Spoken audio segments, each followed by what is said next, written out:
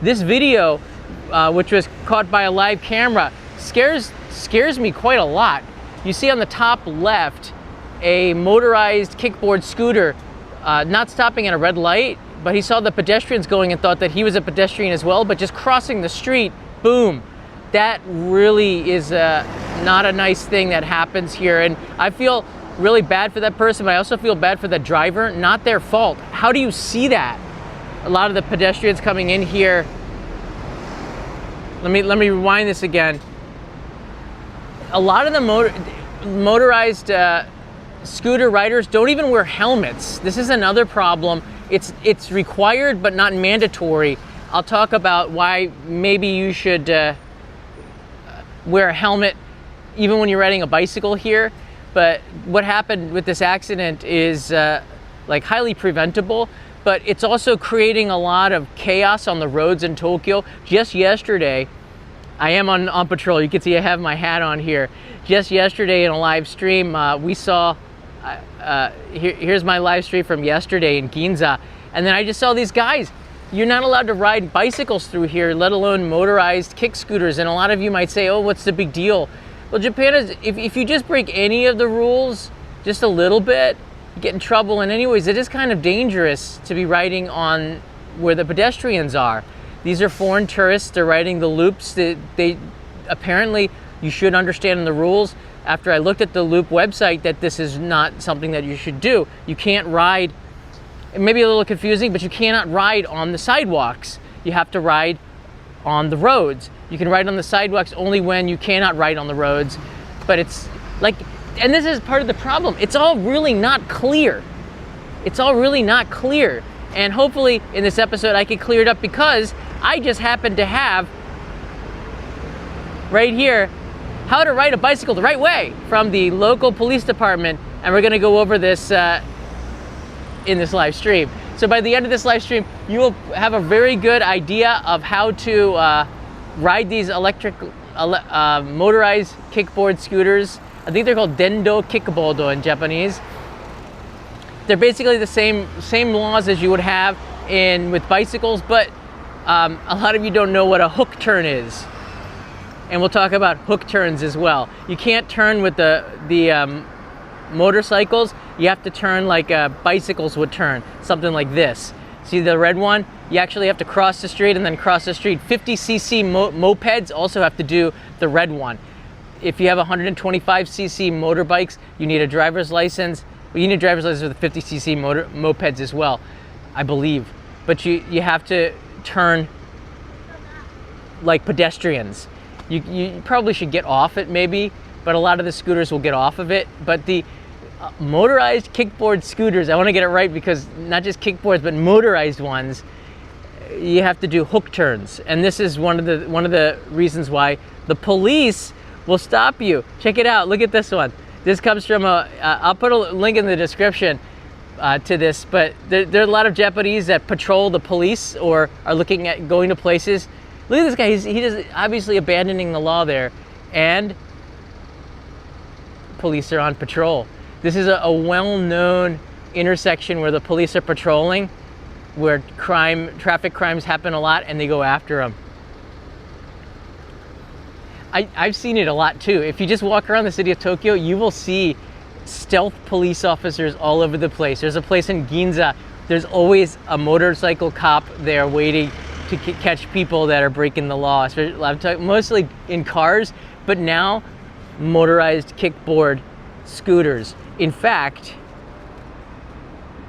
this is crazy. Between July 2023 and July 2024, 1 year, Japanese authorities addressed 25,000 traffic violations, including electric kickboard scooters, specialized motors. 25,000 traffic violations involving these, which is just crazy, right? And of these, 218 were accidents nationwide, happened as a result of these kickboard scooters, resulting in 225 injuries, meaning it was more than just a kickboard rider who got injured, somebody in a car or a bicycle or a pedestrian.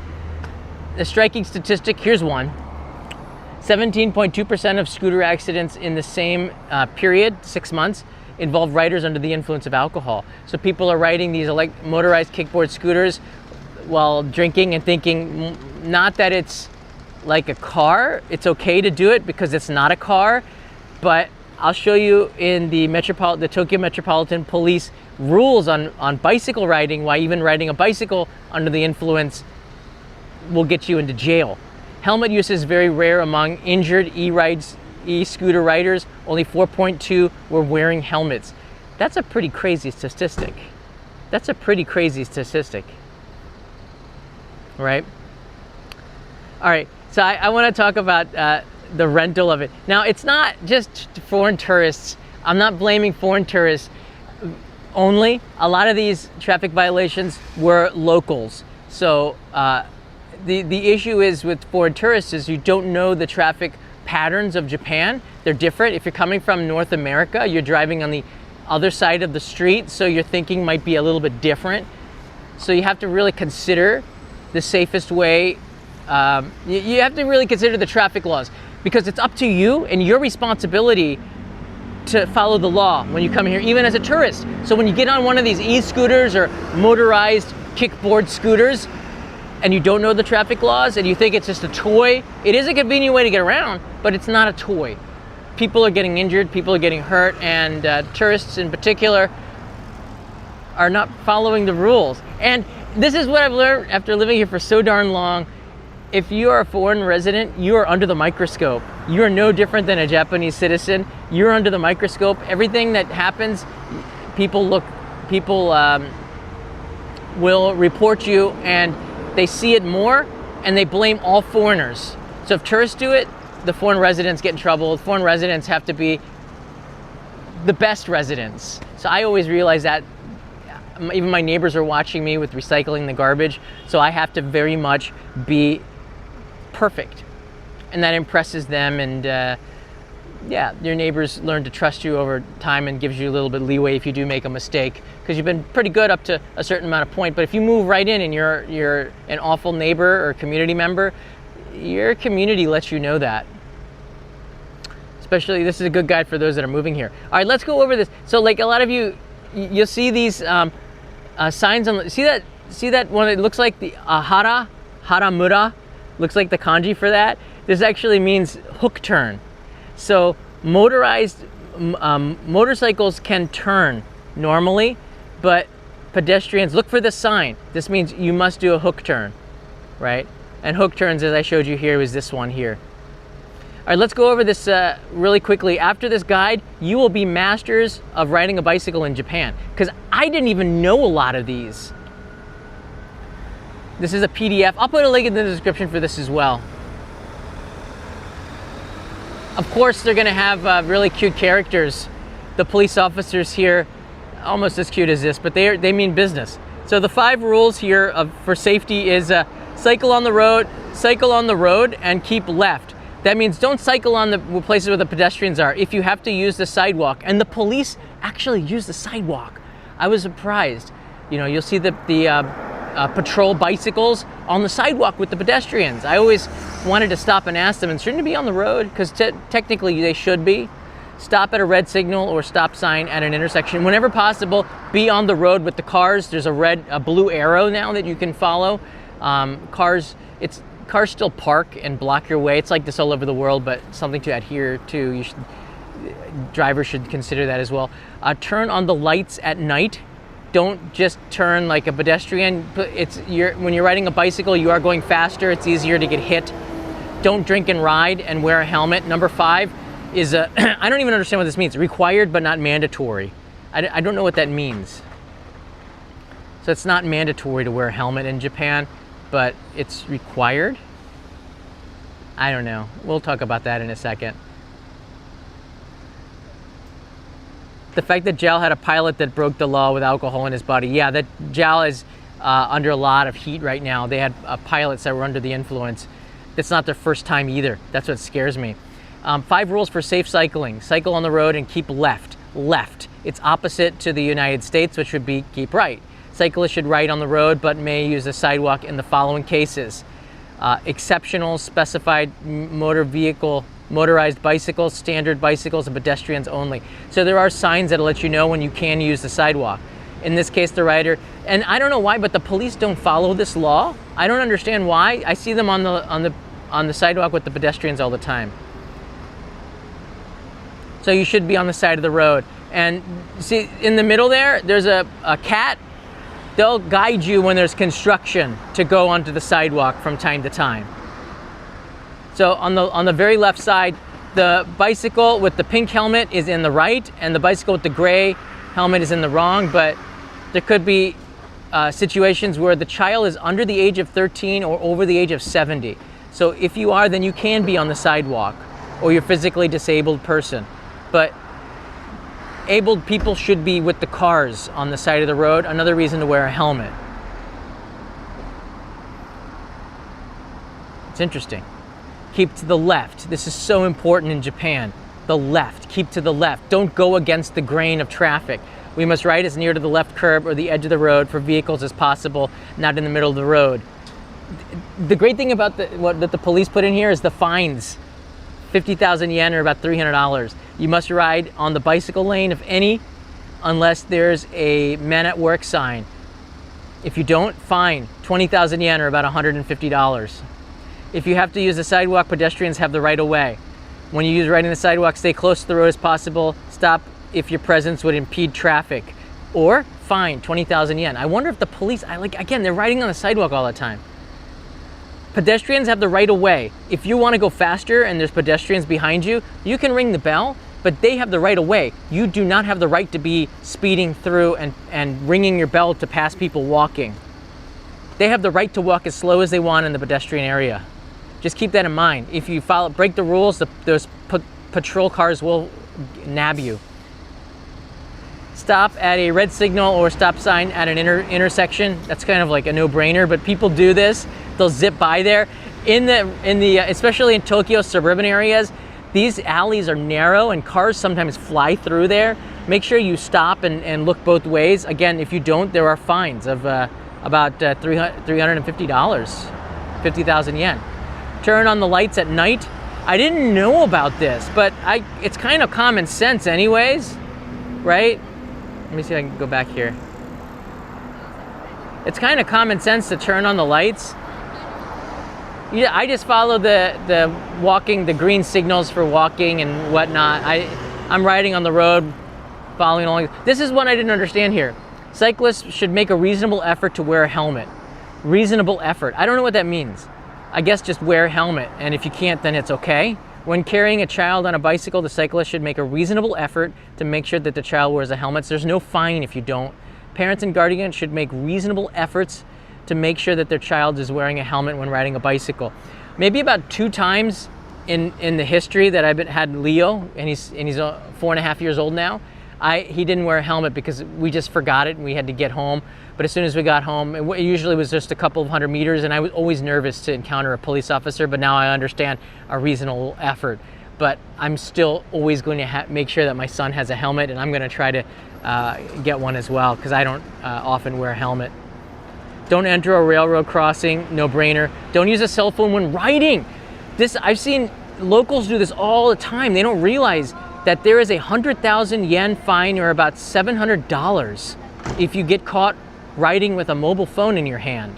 Okay? Don't do it. The police are looking for this actively, and I have heard of people getting fined. Don't use your earphones when riding. Earbuds, AirPods, whatever. Hello? So somebody recognized me. Regarding the surroundings here, if you're using earphones and it's not like, oh, I wasn't listening to it, I had transparency mode on. Get them out of your ears. You can't be listening to music, all right? Take them out and put them away. It is a $350 fine if the police decide to nab you for that. Don't ride. This is for bicycles. Don't ride with an umbrella up, okay? You must not hold an umbrella while riding. The holding of an umbrella will narrow your vision. So when it's raining, you cannot, you used to be able to do this like 15 years ago. You can't do it anymore, or they will fine you. I've seen police officers fining people in the rain, and it stinks because you have to stand there in the rain while the police write you a ticket. Sometimes they'll let you off with a warning because you just didn't know, but that was years ago. But this one using the earphones, I had no idea. I thought you could use transparency mode. I don't often you do that anyways, but it's good to know. And the riding of with the umbrellas, I kind of still sometimes did that, but now I have raincoat. So I have rain pants and a raincoat, and that's the way to go if you're gonna ride a bicycle. Don't ride a bicycle without the proper working brakes. I didn't know this. Of course, I always have brakes, but there's a $350 fine if they test your bike and if you don't have brakes or they're not properly maintained. And there's a $150 fine if you ride side by side. So you can't go like Chips, Eric Estrada, and John. What was his name? John Allen. I can't do that with bicycles. Obey the rules when riding with children. Permitted using a standard bicycle. You must be over 16 to have a child on the back seat, and you can have 2 infants riding. Again, I've seen these bicycles, but that always scares me a little bit. But there's a lot of moms that do this, and a lot of the moms don't wear helmets either, which is kind of concerning. Old habit, maybe. This is it. How to turn right at intersections. You must keep as near to the left curb or edge of a road as possible. Ride straight ahead into the other side of the intersection and then turn at a reduced speed. This is called the hook turn. When turning right at a signal-controlled intersection, you must enter the intersection at a green light while riding straight ahead to the other side and then stop. You cannot turn on the light, on the signal, the right signal turn, because it's the opposite than in the United States. In the US, it's a left signal turn. Stay stopped and change directions to the right. Wait for a green light. So it's going to take you more time to turn than a car, but it's safer, and that's the only legal way to do it. You cannot, you have to do a hook turn. But this is for bicycles, for 50cc motorcycles, and for pedestrians. Using bicycle crossing lanes. When crossing a road, you must use a bicycle crossing lane. So there are special lanes for bicycles and special lanes for pedestrians. You cannot ride where the pedestrians are crossing, the zebras. You have to ride, almost every single crossing in Tokyo has a bicycle crossing lane. I sometimes am close to it, but sometimes I do ride in the zebras, but there's like nobody walking there, you know, if it's in the evening or something, so you probably get away with it. There's no fine for it. They'll just yell at you. Actually, it'll be probably some old guy walking that'll yell at you, or maybe me. Using pedestrian crosswalks with no bicycle crossing lanes installed. Crosswalks are for pedestrian use. You can ride and cross there unless impeding the flow. It's a good idea to get off and walk your bicycle, all right? When you're riding on a sidewalk and you do encounter some congestion, get off and walk your bicycle. It's not worth hitting a pedestrian, because if you hit a pedestrian, even if they're running or even if they're reading a smartphone, you are the one. I want to put this aside. If you hit a pedestrian on a rental bicycle, you're always the one at fault. Doesn't matter. All pedestrians, even if they're breaking the law, have the right of way. You do not, as a bicycler on the sidewalk. So if you hit somebody, you're the one that's gonna you're the one getting sued, and you're the one that has to have insurance. And yeah, there is bicycle insurance, which is pretty crazy. I have it, which is also pretty crazy. All right, let's get back to this here. Let's finish this up. This is fascinating stuff. We're almost at the end here.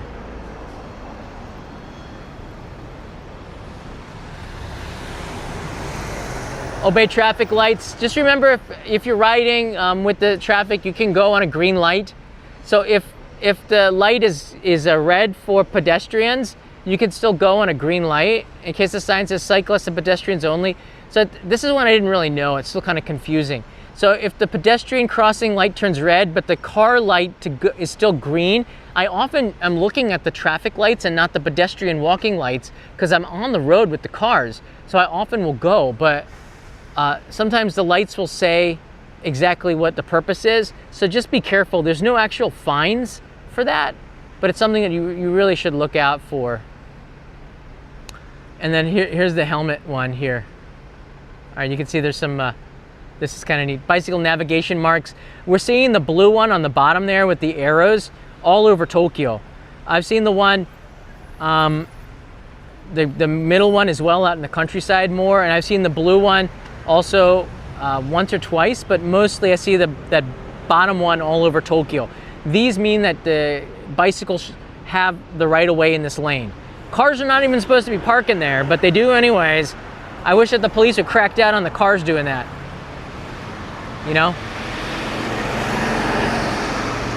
So they do have safety lectures. I guess if you fail these, you will get it. But the biggest thing is the hook turn. I do the hook turn. How you doing, see ya, son? Nice to see you. I'm talking about this because there's a lot more bicycle rentals. There's a lot more. Look, I'm not against the motorized kickboard scooters. I think it's a great idea. I like the fact that people can get around a lot quicker. I think it's great, maybe not in the city of Tokyo. It's just too congested. It's too crowded. I mean, look, in this area, you can't even stay where the bicycle would be. There's parked cars all over the place.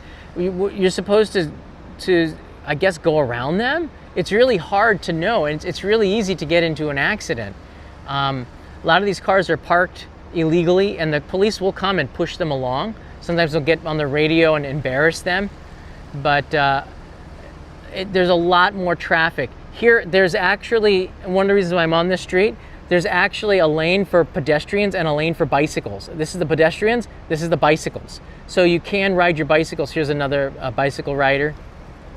As long as it's on this side, you see? Locals know this. So there's actually not a blue arrow on the street here because there's a walkway for bicycle riders. It's interesting. What I learned so far in my 5 trips to Japan when I want to ride bicycles, I don't. Way too confusing sometimes unless the place is not well connected with public transportation. I know the roads really well around Tokyo because I ride them every day. I have a bicycle, especially during the pandemic. I didn't take public transportation. I got on my bicycle. Even it's like an hour ride to get to Shibuya. It's 30 minutes on the subway. So sometimes riding a bicycle is just a little bit more time.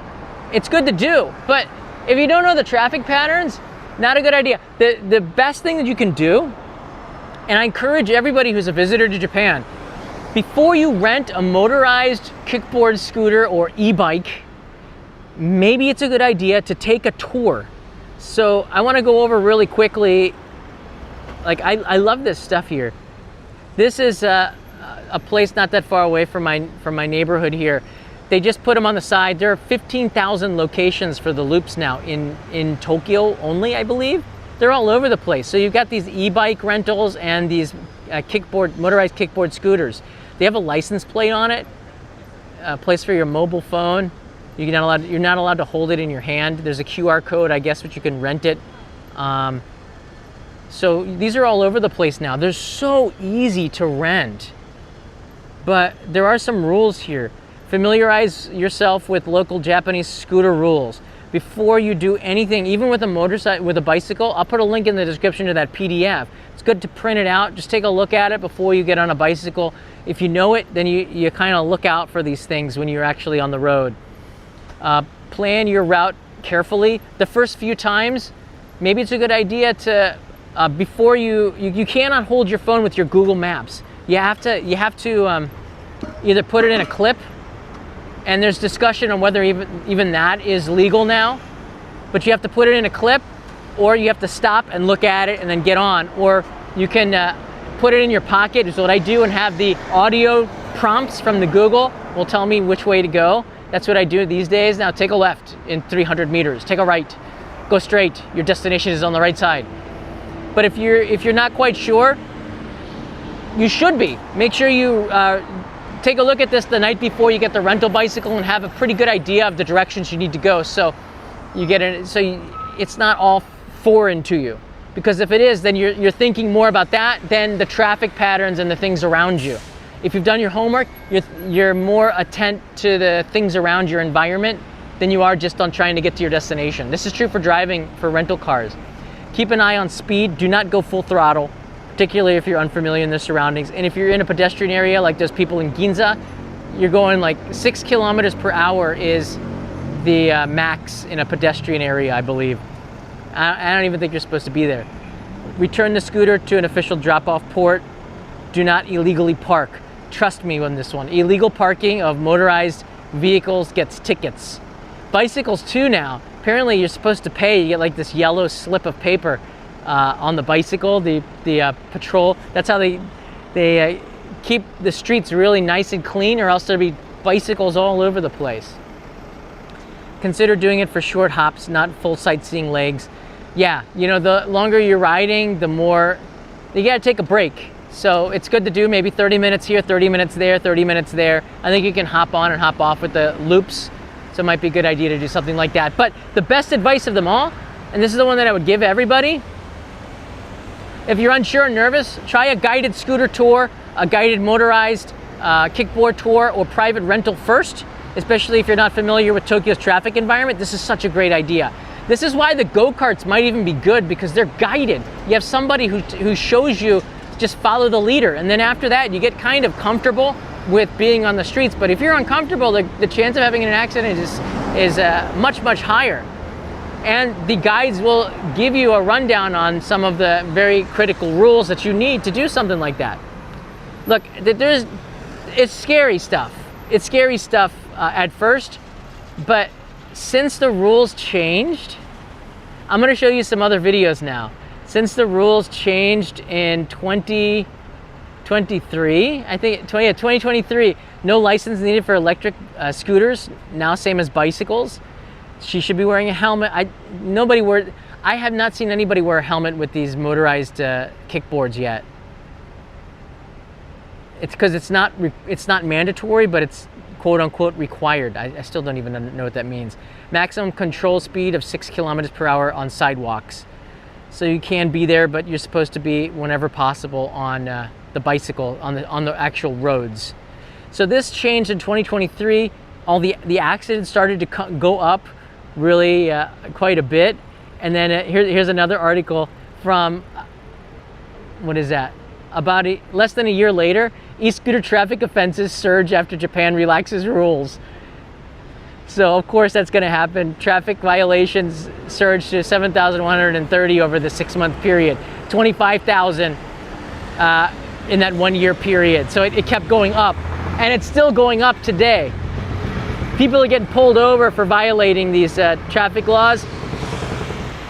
Here's the scariest of them all. I showed you an accident, which is freaking scary, okay? It really is. This is the scariest one of all. So I was searching some of the crimes or incidences. There was one June 2nd, an intersection in Tokyo, Shinjuku. Oh, this is the one that happened. A woman on a speeding electric kickboard entered an intersection allegedly ignoring a red light. And then the woman was injured, and the event was the first instance of a prosecutor referring a dangerous electric scooter rider to authorities under the new regulation. So I believe that she went to jail or had to go to court over it. So it's very serious. But let me see if I can pull this up here. I found a video. So we were talking about instances where crimes happened, and then this one came about. This is from the TV. This is a scooter on the highway, and I believe it was reported to be a tourist that got lost, entered a ramp and went onto the highway. How they get it? Usually they can catch you really fast. There's somebody usually at the exits and the entrances, but this is so dangerous because these cars, especially on the Shutoko, which is the Tokyo Expressway, they're going like 80 kilometers an hour in a very narrow place. There's no shoulder. There's no shoulder. And this guy's in the middle of the road, probably drunk. Again, a lot of these have to do with alcohol. But these are not toys. This is really scary stuff. I have another one of them just to show you. This one was captured. Let me pull it up. See if I can pull it up here. This one was captured by a dash cam. It's loading. Give it a couple of minutes. And the truck driver of the dash cam, I think it was a truck driver, was just driving along and getting ready to make a left in the surface area, I believe. And then there is an e-bike on the expressway. Like, I guess people are confused that, okay, bicycles are not allowed, but e-bikes are motorized, so it should be okay, right? Okay. Check out this one. This comes from the local news here. All right, it's coming in a second. 3, 2, 1. That's crazy. People are going like 130 kilometers an hour. Was that person even wearing a helmet? I don't know. I don't even see a helmet. It's blacked out to protect the identity. That's some scary stuff. It's probably not a tourist, probably a local. Nevertheless, that's plan your trip. Make sure you know what you're doing. It's a good idea to get a driver's license. To be able to rent a loop, you need to have a valid ID. You need to show your passport. You need to register in advance. It's probably a good idea to download the app. But it's a very good idea to take a look. Please do it. Even print out a copy of how to ride a bicycle the right way, because you have to adhere to these laws, and motorized kickboard scooters are under the microscope more than bicyclers. So right now, because of the amount of accidents, because of the one that I showed you at the beginning, you really need to be careful and not be this guy. Actually, he's the one right next to the car laying there in the middle of the road. That's his scooter. That's some rough stuff. Are there any questions before we end this live stream? If I could save one life, this stream is worth it.